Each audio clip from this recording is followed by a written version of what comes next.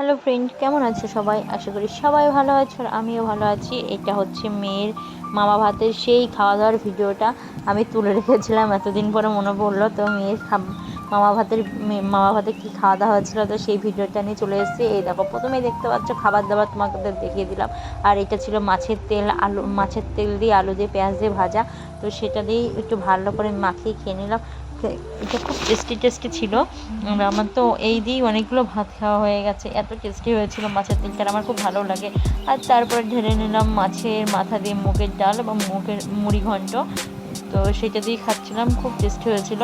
মাছের মাথাগুলো অতটুকু ভাঙা ভাঙা হয়নি বলে বেশ ভালো লাগছিল। আর এই দেখো, এখানে নিয়ে নিয়েছি ইঁচড় চিংড়ি মাংস মাছ সবই ছিল। তো তোমাদের দেখিয়ে দিয়েছি মাছটা, তোমরা দেখোনি কারণ আমি মাছটা খাইনি। আর শেষে নিয়ে নিলাম এরকম মায়ের হাতের চিকেন কষা, লাল লাল ঝাল ঝাল চিকেন কষা। আমার মায়ের হাতের চিকেনটা যে এত টেস্টি না, তা আমার মানে জিভে লেগে থাকে সবসময়ের জন্য। আবার কবে মায়ের কাছে যাব আর চিকেন কষা খাবো।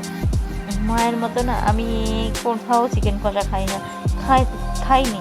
আমি নিজেও পারি না মার মতো রান্না করতে। এই দেখো, মাখিয়ে নিয়েছি। আর এত টেস্টি হয়েছিল না, কিন্তু ডালটা বেশি টেস্টি হয়েছিল। হ্যাঁ, আজকে মায়ের হাতে চিকেন কষার থেকে মায়ের হাতে ডালটা বেশি টেস্টি হয়েছিল। তো আমি মাংসের ঝোল দিয়ে খাওয়ার পরে ওই দেখো আবার ডাল দিয়ে মাংস মাখিয়ে খাচ্ছি। টেস্টি খাবার। মা, তোমার রান্নাটাকে খুব মিস করছে। আবার কবে যাব বলো তো খেতে। আর শেষে ছিল চাটনি পাঁপড়। এই দেখো, চাটনি পাঁপড় মাখিয়ে খাচ্ছি।